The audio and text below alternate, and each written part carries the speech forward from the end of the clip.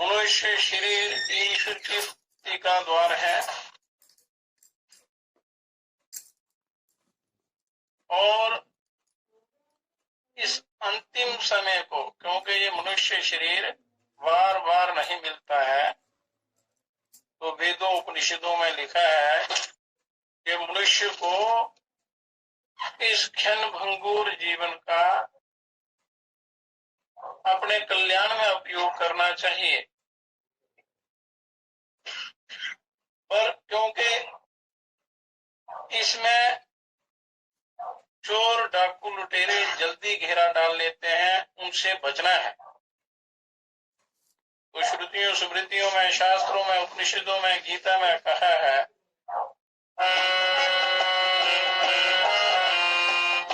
शास्त्र सचेत करते हैं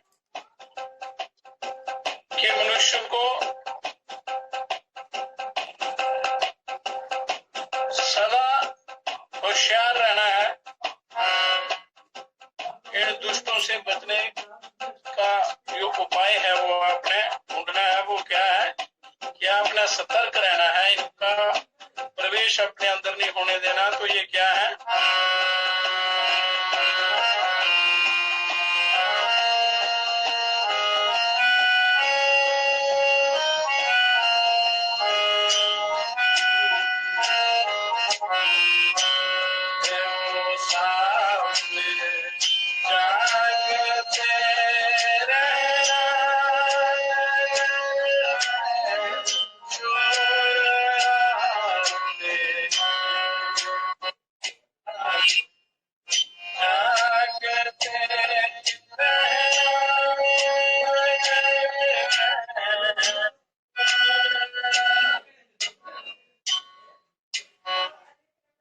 ये शरीर एक दिव्य नगरी है, ये द्वारकापुरी है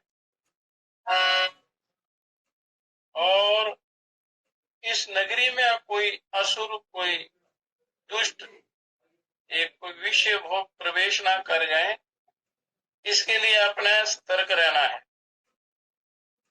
नगर में चोर आते हैं, काम क्रोध लोभ मोह अहंकार छल कपट राग द्वेष रूपी चोर इसमें प्रवेश कर जाते हैं। अगर मनुष्य सावधान ना रहे तो फिर वो आत्मज्ञान की प्राप्ति नहीं होती। इन चोरों को भगाने के लिए ओम का नाद, इसका ध्यान, इसका अभ्यास करना चाहिए। इसके अभ्यास से ये इस शरीर पर प्रभाव नहीं डाल सकते, वो इसमें प्रवेश नहीं कर सकते। अगर प्रवेश कर जाए तो फिर बचना बड़ा मुश्किल हो जाता है। इसलिए कहते हैं कि इस मनुष्य को सतर्क रहना चाहिए। नगर में चोर आते हैं, इस शरीर में अगर ये चोर आ गए तो सारा माल धन खजाना, जो साधना रूपी खजाना, जो कृपा रूपी खजाना परमात्मा ने आपको दिया है, वो सारा लूट ले जाते हैं, ये अपने विषय भोगों में लगा देते हैं।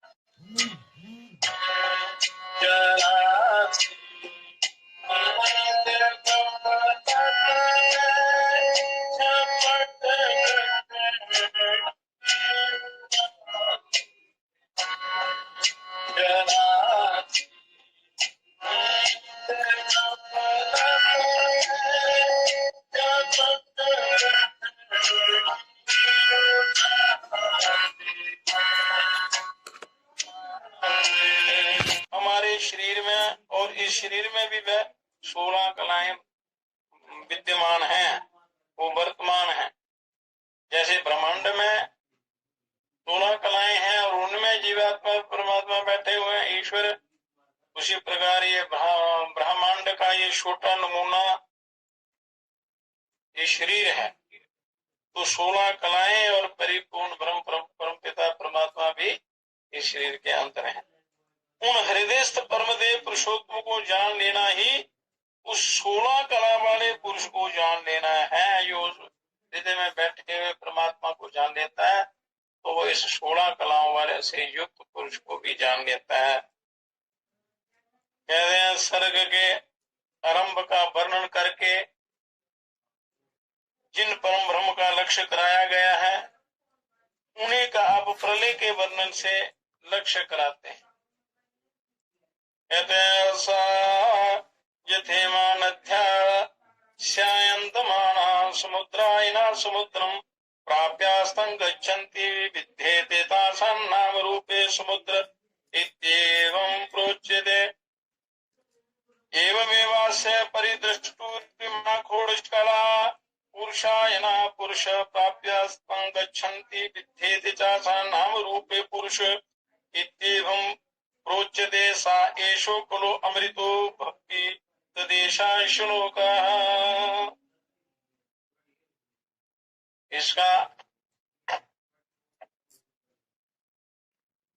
अर्थ हुआ कि जिस प्रकार भिन्न भिन्न नाम और रूपों से बहुत सी नदियां अपने उद्गम स्थान यहाँ से शुरू होती हैं, प्रारंभ होती हैं, वहां से समुद्र की ओर दौड़ती ही समुद्र में पहुंचकर उसी में विलीन हो जाती हैं, उसी प्रकार उनका समुद्र से पृथ्वी कोई नाम रूप नहीं रहता। नदियों का नाम मिट जाता है। जब समुद्र में नदियां मिल जाती हैं तो नदी का नाम नहीं रहता, वो समुद्र में विलीन हो जाती है तो समुद्र का ही नाम रहता है, वह समुद्र ही बन जाती हैं। उसी प्रकार सर्व साक्षी सबके आत्मरूप परमात्मा से उत्पन्न हुई ये 16 कलाएं अर्थात ये संपूर्ण ब्रह्मांड प्रलय काल में अपने परमाधार परम पुरुष परमेश्वर में जाकर उसी में विलीन हो जाती हैं। फिर इन सब के अलग अलग नाम रूप नहीं रहते, वो एक रूप हो जाते हैं, एकमात्र परम पुरुष परमेश्वर के स्वरूप में तदाकार हो जाती हैं। अतः उन्हीं के नाम से उन्हीं के वर्णन से इसका वर्णन होता है, अलग नहीं होता है। उस समय परमात्मा में किसी प्रकार का संकल्प नहीं रहता और वह सब कलाओं से रहित अमृत स्वरूप कहे जाते हैं। इस तत्व को समझने वाला मनुष्य भी उन परम ब्रह्म परमात्मा को प्राप्त होकर अकल और अमर हो जाता है। इस विषय पर आगे ऋषि कहते हैं इवरथ नावो कला जिस्मिन् प्रतिष्ठिता तम वेद्यम पुरुषम वेद यथा मावो मृत्यु परिव्यथा इति। यहाँ सर्वाधार परमेश्वर को जानने के लिए प्रेरणा करके उसका फल जन्म मृत्यु से रहित हो जाना बताया गया है कि परमेश्वर की उपासना करने से निष्काम भाव से यदि आप परमेश्वर की उपासना करेंगे तो आप जन्म मरण से मुक्त हो जाएंगे। जरा व्याधि आदि व्याधियों से जन्म मरण ये जो है बड़ी व्याधियां, तो इनसे जीव मुक्त हो जाता है ईश्वर की उपासना करने से। अब महर्षि पिपलाद अपने शिष्यों से कहते हैं कि जिस प्रकार रथ के पहिए में लगे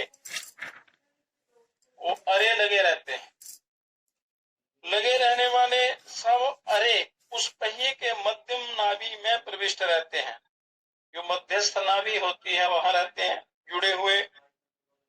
उन सब का आधार नाभि है, नाभि के बिना वे टिक ही नहीं सकते। उसी प्रकार ये प्राण आदि 16 कलाओं के जो आधार हैं, वे सब कलाएं जिनके आश्रित हैं जिनसे उत्पन्न होती हैं और जिनमें विलीन होती हैं, वह ही जानने योग्य परम ब्रह्म परमेश्वर हैं, परमात्मा हैं। उन्हीं को जानने का प्रयत्न करना चाहिए। तो उन सर्वाधार परमात्मा को जानना चाहिए। उन्हें जान लेने के बाद तुम्हें मौत का डर नहीं रहेगा, नहीं तो मृत्यु का भय ये सताता रहता है जीव को हर समय। फिर मृत्यु तुमको इस जन्म मृत्यु तक युक्त संसार में डालकर दुखी नहीं कर सकती और तुम लोग सदा के लिए अमर हो जाओगे, मुक्त हो जाओगे और परमानंद की प्राप्ति करोगे। दुख का लेश मात्र भी नहीं रहेगा। तो इसलिए मनुष्य को हर समय जागृत रहना चाहिए, ईश्वर की प्राप्ति का जो है मौका नहीं गंवाना चाहिए, क्योंकि कभी भी बार बार कहते हैं कि मनुष्य को उस परमेश्वर की प्राप्ति के लिए प्रयत्न करना चाहिए, उसको इसी जन्म में प्राप्त करने का प्रयास करना चाहिए, नहीं तो ये जन्म बार बार नहीं मिलता। पता नहीं मृत्यु कब आ जाए। जब संदेशा आ जाता है तो जाना पड़ता है। कहते हैं संदेशा आ गया संदेशा आ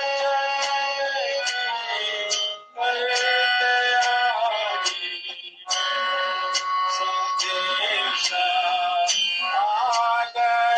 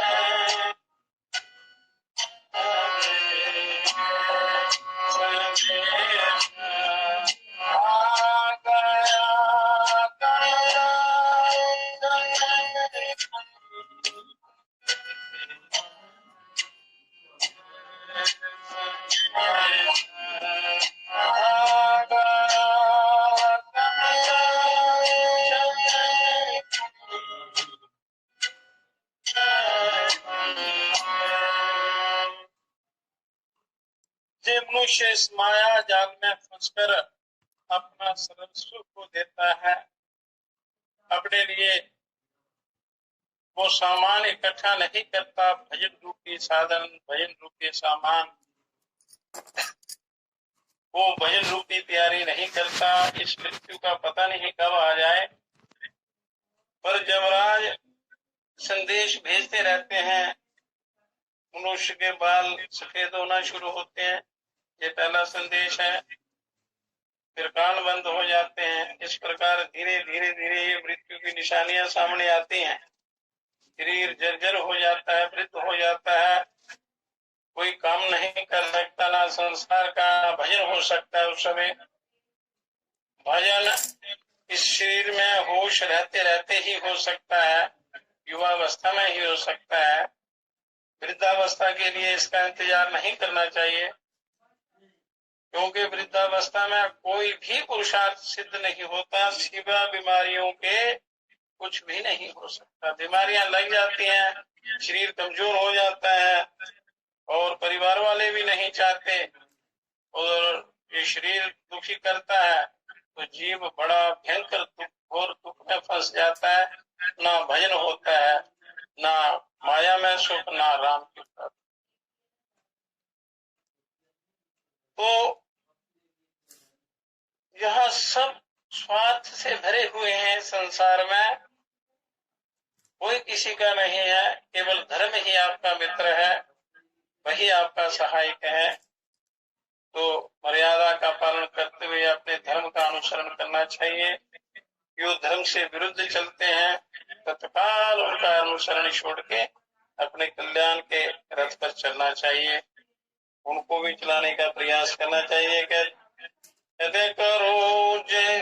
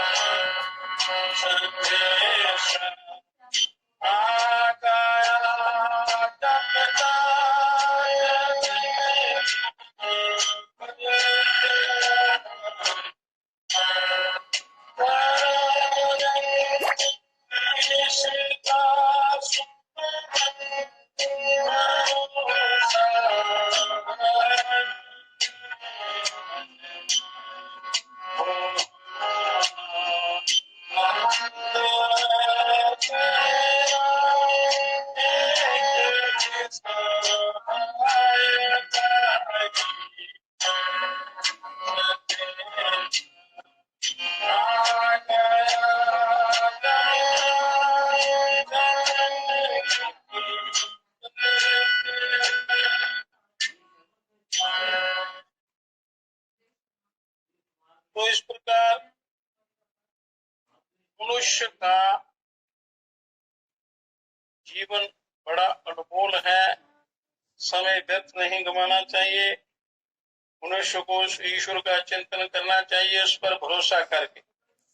सबसे पहली बात है कि उस पर भरोसा करना है और ये समझना है कि ईश्वर हैं, वो मेरा कल्याण करेंगे, मैं उनकी शरण में जा रहा हूँ, मेरा उद्धार वही करेंगे। तो ऐसा भरोसा करके उनका चिंतन करना है। ये संसार में एक वही परमपिता परमात्मा ही आपका सहायक है और कोई नहीं। अब विप्रनाथ ऋषि कहते हैं, प्राण हो वाचा वाचेता देवा महे तत्परम ब्रह्मम वेदनाता परमं स्मृति।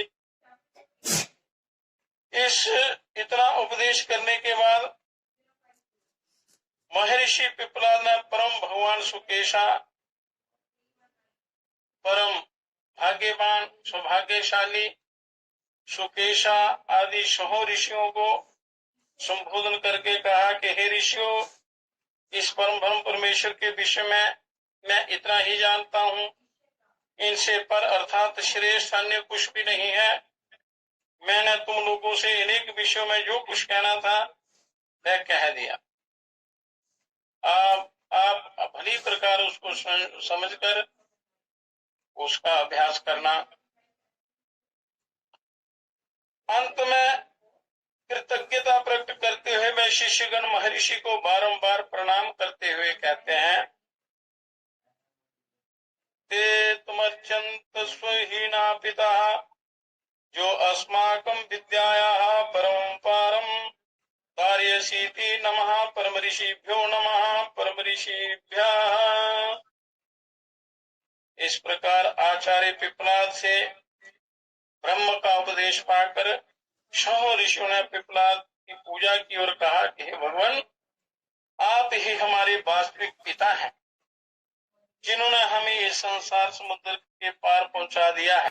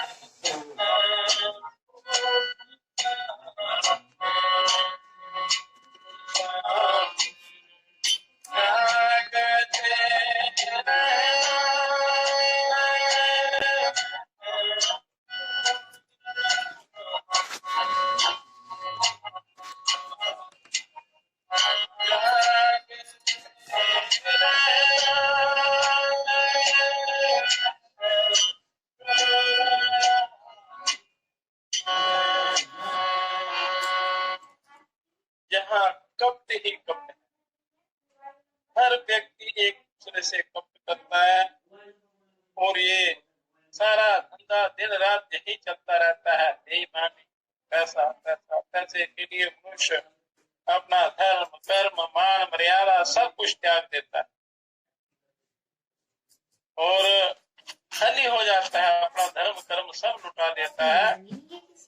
नाशवान वस्तुओं की प्राप्ति में, विषय भोगों की प्राप्ति में अपना सब कुछ लुटा देता, क्योंकि ये विषय इतने खतरनाक हैं कि अनेक प्रकार के सुंदर रूप धारण करके इस मनुष्य को अपने जाल में, मोह जाल में फंसा लेते हैं।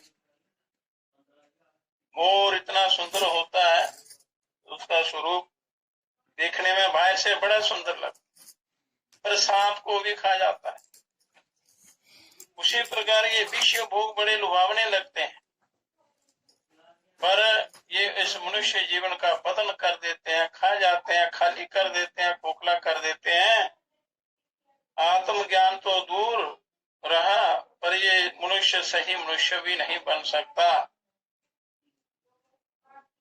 बड़ी दुर्दशा कर देते हैं ये विषय भोग इस जीव की। तो इसलिए कहते हैं कि मुसाफिर जागते रहना। ये हम सब मुसाफिर हैं इस संसार में, जितने भी प्राणी हैं तो ये यात्रा कर रहे हैं, मुसाफिर हैं। जैसे कोई यात्रा करता है तीर्थों की, तो पुलिस वाले सावधान करते रहते हैं, भी चोरों से सावधान रहना, कहीं जेब ना कतर जाए, आपका सामान ना ले जाए, लूट ना लें।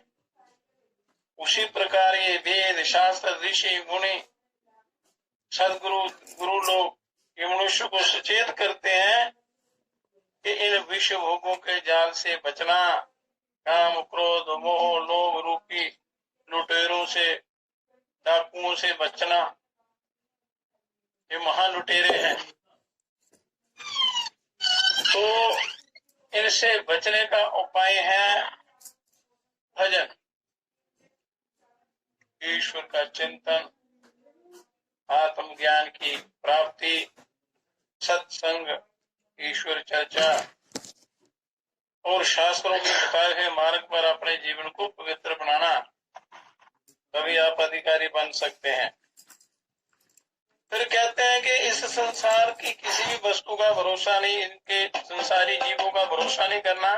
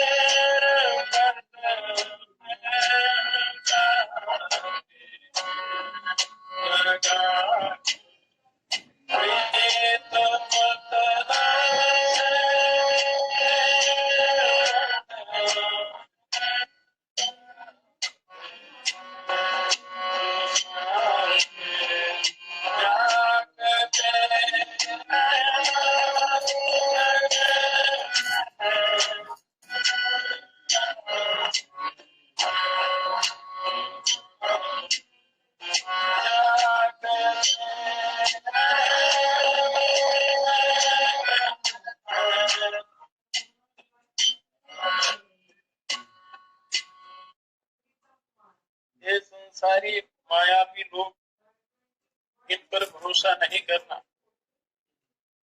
क्योंकि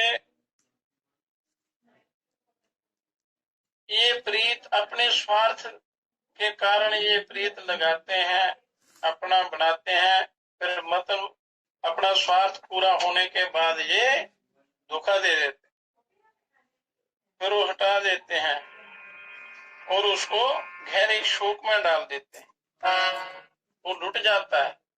इसलिए कहते हैं कि जागते रहना नगर में चोर आते हैं, सतर्क रहना है। वो जागना कैसे है? ये अपने भजन रूपी इस साधना द्वारा, ओम के नाद द्वारा इन शत्रुओं को भगाना है। जैसे हिंसक पशुओं को भगाने के लिए नाद का, आवाज का प्रयोग करते हैं, उसी प्रकार ये ओम के नाद का जो पहरा है वो आप इस शरीर में लगाएंगे तो ये चोर आपका कुछ भी नहीं बिगाड़ पाएंगे।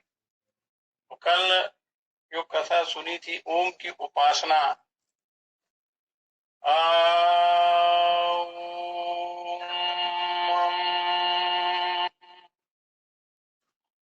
तीन मात्राओं से युक्त ओमकार की जो उपासना करता है और बिना किसी कामना के केवल उस ब्रह्म की प्राप्ति के लिए, आत्मानंद की प्राप्ति के लिए, आत्मोद्धार की इच्छा से, बिना किसी कपट के, बिना आलस्य प्रमाद के ये मनुष्य ओमकार की जो साधना करता है उसको सामवेद की ऋचाएं पूरी मंडल का भेदन करके परिपूर्ण ब्रह्म तक पहुंचा देते हैं।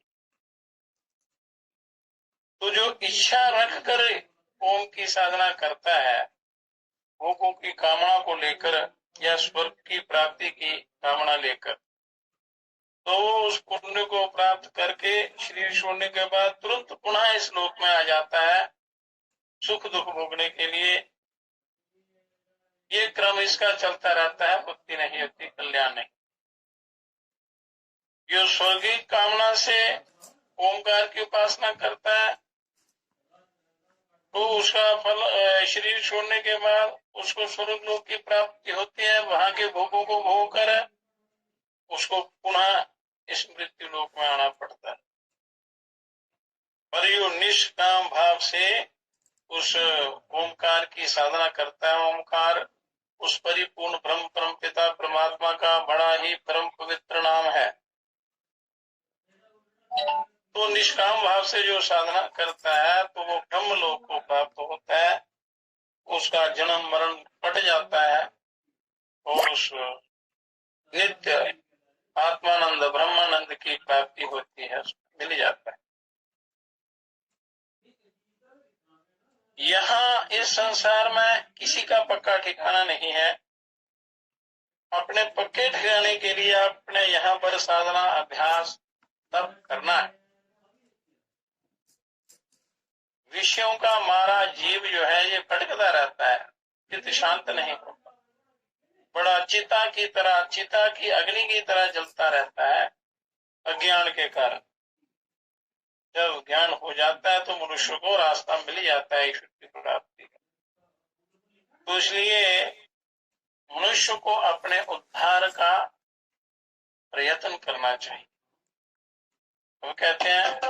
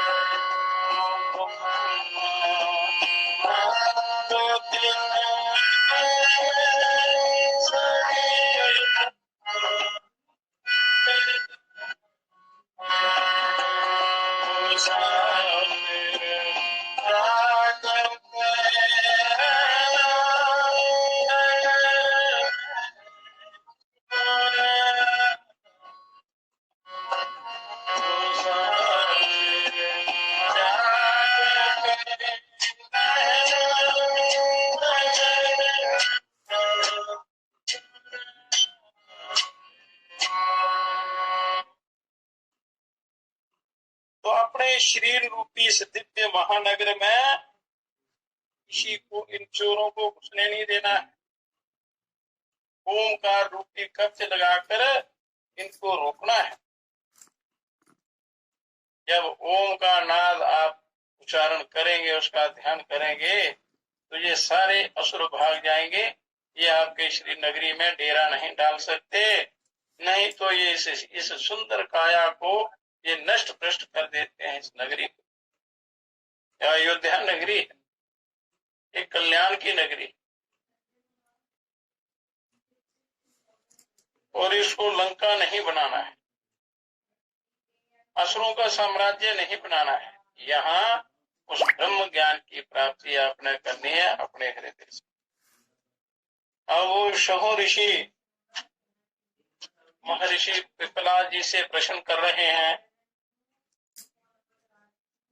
कल 5 प्रश्नों का उत्तर दिया था उन्होंने, अब 6ठे प्रश्न का उत्तर देते हैं।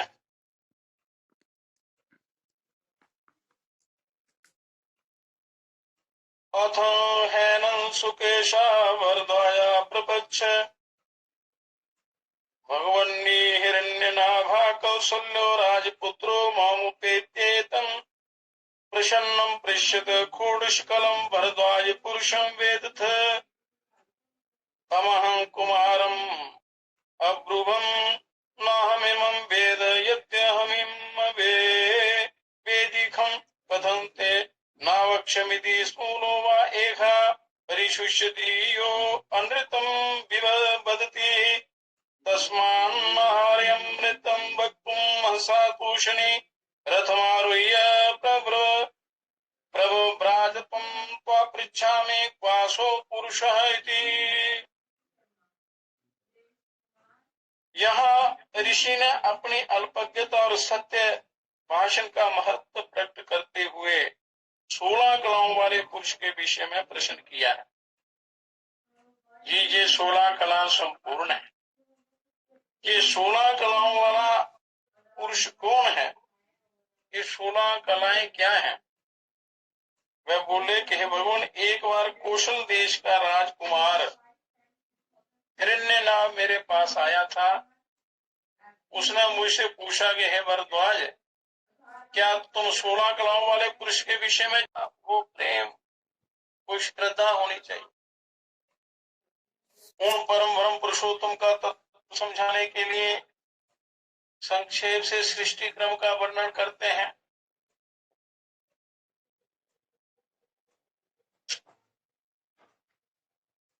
सोलह तत्व वाले पुरुष को जानने के लिए कहीं दूर नहीं जाना है, जंगलों में नहीं जाना है, वो इस शरीर रूपी मंदिर में ही मिल जाते हैं, उनको प्राप्त करना है।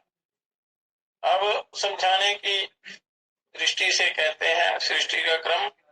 सा ईक्षां चक्रे कस्मिन् हम उत्क्रांतो भविष्यामि, कस्मिन् वा प्रतिष्ठिते प्रतिष्ठास्यामिति।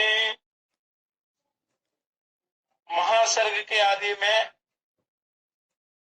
जगत की रचना करने वाले परम पुरुष परमेश्वर ने विचार किया कि मैं जिस ब्रह्मांड की रचना करना चाहता हूं उसमें एक ऐसा कौन सा तत्व डाला जाए कि जिसके ना रहने पर मैं स्वयं भी उसमें ना रह सकूं, अर्थात मेरी सत्ता स्पष्ट रूप से व्यक्त ना रहे और जिसके रहने पर मेरी सत्ता स्पष्ट प्रतीत होती रहे। वो ऐसा कौन सा तत्व है? ऐसा विचार करने लगे। सा प्राणम सृजत प्राणन श्रद्धांखम वायुर्ज्योतिरापः, पृथ्वीन्द्रियं मनोन्नमान्द वीर्यं तपो मंत्रा कर्मं लोकालोकेषु चानामुच्चा। परम ब्रह्म परमेश्वर ने सर्वप्रथम सबके प्राण रूप सर्वात्मा हिरण्य गर्भ को बनाया। सबसे पहले उस परिपूर्ण ब्रह्म है जो मूल तत्व है, सृष्टि का मूल कारण है जो सृष्टि। उसके बाद शुभ कर्म में प्रवृत्त कराने वाली श्रद्धा। श्रद्धा मुख्य है मनुष्य के कल्याण में। श्रद्धा के बिना मनुष्य कल्याण को प्राप्त नहीं होता। तो सबसे पहले श्रद्धा को उत्पन्न किया, अर्थात आस्तिक बुद्धि को प्रकट करके फिर क्रमशः शरीर के उपादान भूत आकाश, वायु, तेज, जल और पृथ्वी, इन 5 महाभूतों की